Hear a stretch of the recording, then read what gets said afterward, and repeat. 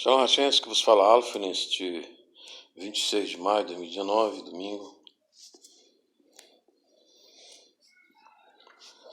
Continuamos a nossa investigação sobre doutrinas polêmicas, cristãs, que não são de acordo entre protestantes, evangélicos e católicos, procurando melhorar o nosso diálogo bíblico. Fazemos essas análises segundo uma teologia crítica, hermenêutica, não, porém, puramente racional ou humanista. Porque as coisas espirituais se discernem com o Espírito de Deus e com a palavra. Como diz o apóstolo João, a palavra dá testemunho da verdade. E foi para essa verdade que Jesus se apresentou e se sacrificou. Bom, a doutrina do purgatório que nós estávamos examinando, mas vamos fazer um parêntese nesse estudo para falarmos sobre fenômenos espirituais marianos, que hoje Medjugorje e Jacareí no Brasil, Medjugorje na Polônia, na Tchecoslováquia, Eslováquia, eu nem sei qual é o país lá do leste europeu, Bósnia, Bósnia. Então, a Europa tem muito misticismo, tem muita bruxaria mesmo.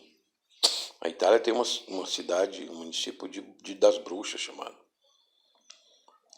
E este conhecimento espiritual dos fenômenos de interpretação teológica dos fenômenos, devemos usar sempre a palavra de Deus, porque Jesus nos deu o exemplo quando contendia no deserto com o demônio, o próprio Satanás.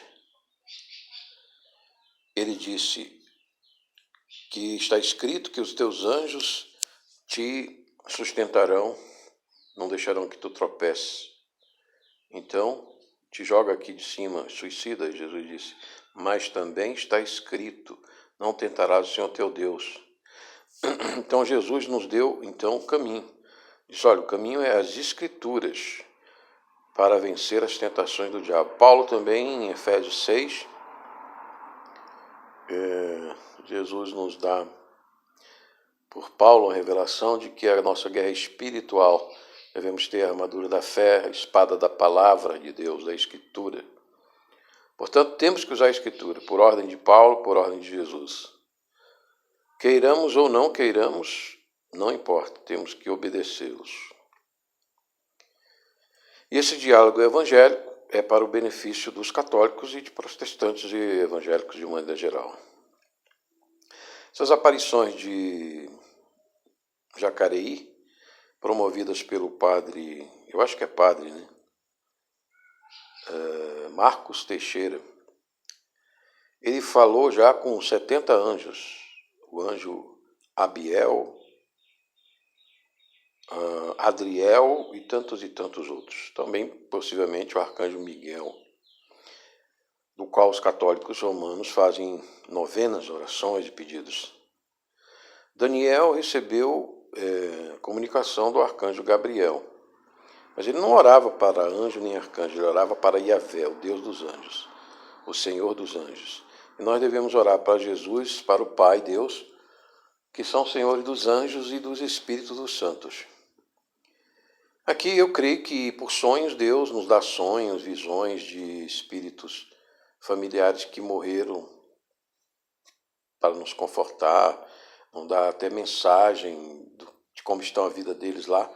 Pode dar, Deus é soberano, mas é muito perigoso nós basearmos nossa teologia na experiência, porque Saul foi consultar mortos e foi consultar até um bom morto, que era Samuel, e se deu muito mal. Portanto, esses fenômenos acontecem com todo mundo quase tem esses testemunhos para dar de familiares, eu tenho meus também. E também de aparições de Jesus.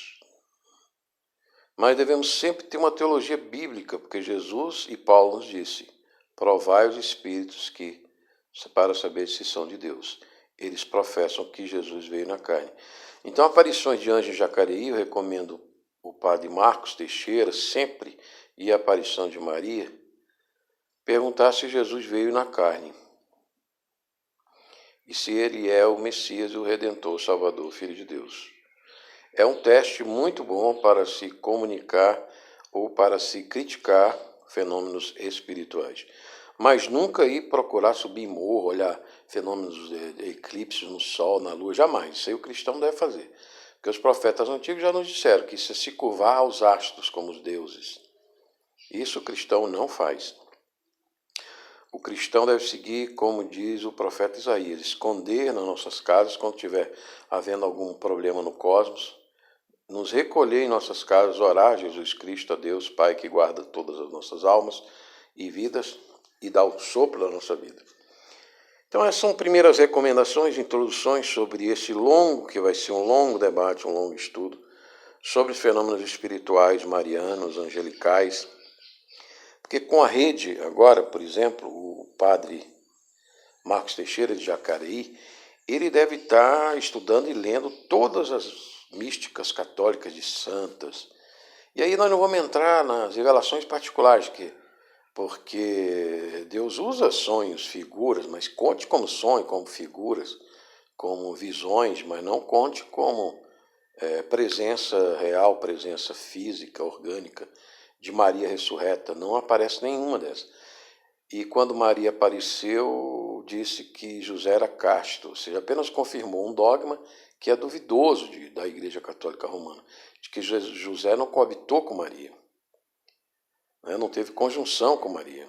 Então, não teve filho, quando a Bíblia diz que ele teve 4 filhos homens, Simão, Judas, José e Tiago. Inclusive, teve outros ainda, diz que Tiago, irmão de Jesus. Alguns dizem que, e Judas também, que escreveu a epístola, é também irmão, e Tiago também. Então, além de irmãs, provavelmente mais de 2. Então, Maria não andava com os primos e as primas, é muito estranho isso aí. E outros, primos e primas não moram na mesma comunidade, a comunidade conhecia todos eles. Primos e primas geralmente moram distantes, no Brasil, pelo menos, nossos primos, nossas primas estão distantes em outras cidades, outros municípios.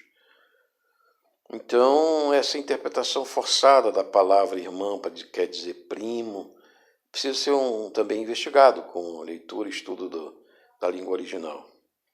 E a língua original é bom que alguém nos ajude e que nós mesmos possamos nos ajudar a pôr um fim, a bater um martelo contra essas interpretações com tendências babilônicas de construir uma deusa na história, na vida de Maria.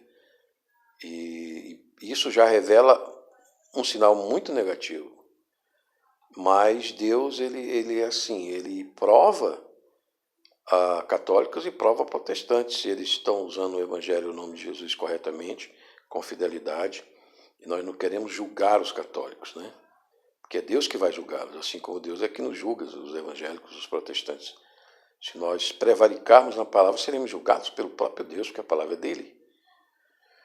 Essa é a nossa diferença de outras religiões aí falsas que querem matar os outros por causa do Deus dele. Não, a gente não vai procurar matar ninguém por causa do nosso Deus, porque o nosso próprio Deus é capaz de fazê-lo e de julgar quem que é. Ele é que nos sustenta, nós não o sustentamos. Nós somos apenas humildes testemunhas e servos. E quando fizermos a missão, é como se não tivesse valor nenhum, nem mérito nenhum, pois convivemos pela graça. Embora obedecemos nas boas obras, nós temos mérito apenas pela graça de Deus para nós, pela nossa fé nele e esperança. Então, sobre purgatório nós falamos pouco, porque nós não conseguimos sair da introdução devido aos fenômenos espirituais marianos e angelicais que estão assolando a rede, e o mundo. Então, nós temos que ter hoje um estudo profundo da teologia. Muitos diziam os colegas diziam que não precisava ser pastor, não precisava conhecer o grego nem o hebraico. Hoje, como precisa. Estamos vendo que o demônio avança descaradamente. Shalom Hashem, que nos falou a Alfa, Ministério Igreja de Jesus.